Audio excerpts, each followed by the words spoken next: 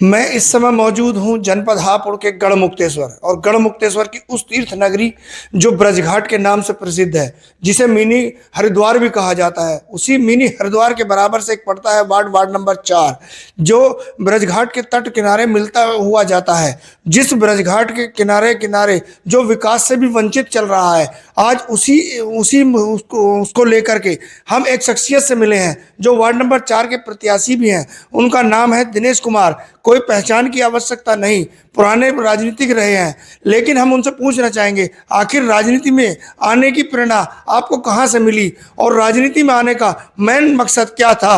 यादव जी, आपका चैनल में बहुत बहुत स्वागत है। सबसे पहले तो आप सभी को नमस्कार है, और क्षेत्रवासियों को सभी को चरण छू के नमस्कार है, और आपको विशेष, क्योंकि आपने मुझे इस लायक समझा कि मैं आपके चैनल पे आऊं और अपनी बात रखूं। जैसे दिनेश कुमार यादव जी, आप क्या कहते हैं, यहाँ क्षेत्र में चुनाव लड़ रहे हैं और क्षेत्र के बारे में आपको काफ़ी जानकारी भी है। जानकारी के साथ साथ अगर आप जिला पंचायत जो लड़ेंगे, आपके मूल और मौलिक मुद्दे क्या होंगे?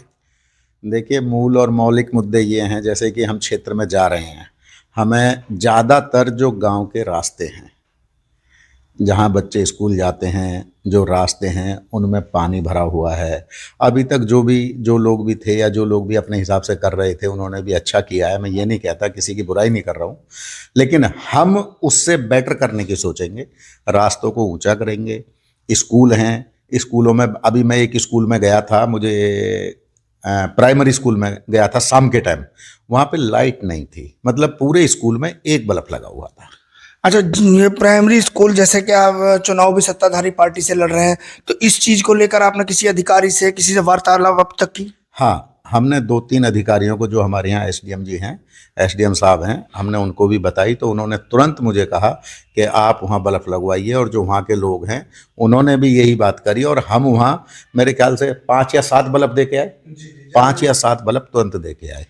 अच्छा, जैसे कि आप वार्ड नंबर 4 से चुनाव लड़ेंगे, वार्ड नंबर 4 का आंकड़ा ये है कि 10,000 मुस्लिम हैं और लगभग 9,000 वहाँ चौहान हैं, लगभग क्या कहते हैं 6,000 खड़कवंशी है, और लगभग वहाँ पर 4-5 हज़ार ओबीसी भी है।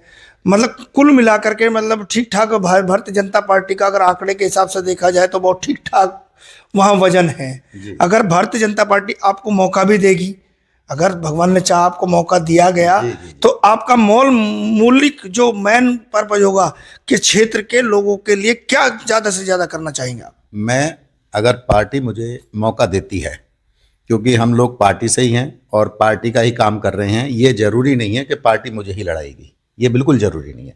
हाँ, अगर मुझे मौका मिलता है पार्टी का, तो जो भी गांव के लोगों की समस्या होगी, कुछ भी समस्या हो वो, क्योंकि मैं समस्या गिना नहीं सकता, आप जानते हैं बहुत सारी समस्याएं होती है, मैं उसमें उन गांव वालों के साथ खड़ा रहूँगा, वो मेरे साथ खड़े रहेंगे। हम जो अधिकारी हैं उनके समक्ष वो चीज़ें रखेंगे और वो चीज़ें कराएंगे, क्योंकि गांव के विकास के लिए बहुत फंड देते हैं। एक क्षेत्र में बहुत बड़ी चर्चाओं का विषय है, यहाँ पूर्व में जो जिला पंचायत सदस्य रही हैं, उनके क्षेत्र में ना रहने का एक बहुत बड़ा बात सामने आ रही है। देखिए, बहुत सारी चीज़ें होती हैं, अब मैं उनके बारे में ज़्यादा नहीं कह सकता कुछ भी किसी के बारे में, क्योंकि मैं कहूँगा तो फिर वो एक अलग डिबेट हो जाएगी, वो चर्चा एक अलग है। अब मान लीजिए मैं हूँ यहाँ क्षेत्र में घूम रहा हूँ, मैं हर दिन एक गांव में तो नहीं जाऊँगा, मुझे भी, अब मान लीजिए मेरे गांव में 24, मेरे क्षेत्र में 24 से 25 गांव पड़ते हैं, तो मैं मैक्सिमम 2 गांव कवर कर पा रहा हूँ, और मुझे लगते लगते मतलब 10 दिन लग जाते हैं फिर उस गांव में जाने के लिए। अब वो लोग कहेंगे या कोई और कहेगा कि यार ये तो यहाँ तो आ ही नहीं रहे,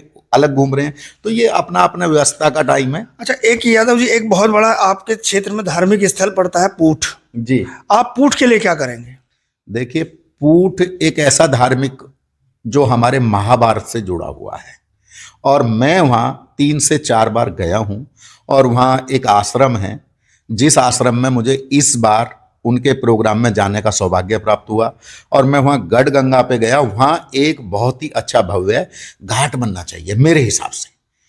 नहीं, घाट तो सरकार द्वारा बना दिया गया, लेकिन उसके सौंदर्यकरण रह गया है। नहीं, घाट तो बना हुआ है, लेकिन आप थोड़ा सा नीचे उतरेंगे ना, तो मैं खुद देखा है वहाँ पे, मतलब घाट जहाँ बना है और सीढ़ियाँ नहीं है नीचे, उधर पीछे की साइड में सीढ़ियाँ नहीं है, और एक सौंदर्यकरण भी होना चाहिए। वो हमारा पर्यटन स्थल हो सकता है, पर्यटन स्थल हो सकता अगर है। आप जिला पंचायत बने तो जिला पंचायत से आप चाहेंगे कि वहां कुछ हो? मैं 100% कराऊंगा भाई साहब, 100%। और जब हम अधिकारियों के समक्ष कोई समस्या रखते हैं, और पूरे देखिए ये पूरे देश का सम्मान है अगर वहां पर्यटक आएंगे। एक तो पूट वैसे ही फेमस है, दूसरा गंगा माँ। अब गंगा माँ की तुलना हम लोग करने लगे तो हमारी औकात क्या है?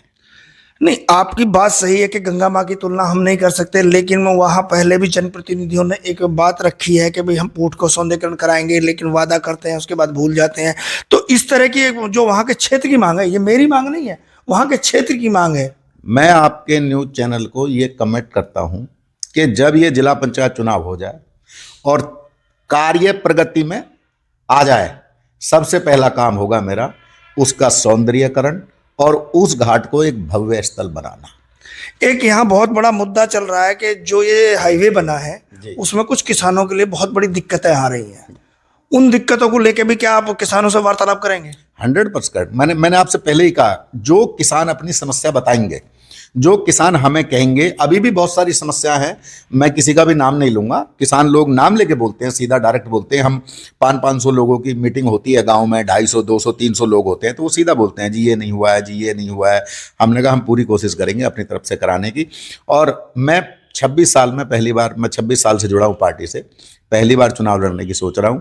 तो मेरा देह चुनाव लड़ना नहीं है, मेरा देह है लोगों के लिए कुछ करने का। ये बात हो रही थी हमारी दिनेश कुमार, जो यहाँ वार्ड नंबर 4 के प्रत्याशी भी हैं और भारतीय जनता पार्टी के पुराने दिग्गज नेता भी हैं, असजद चौधरी हापुड़।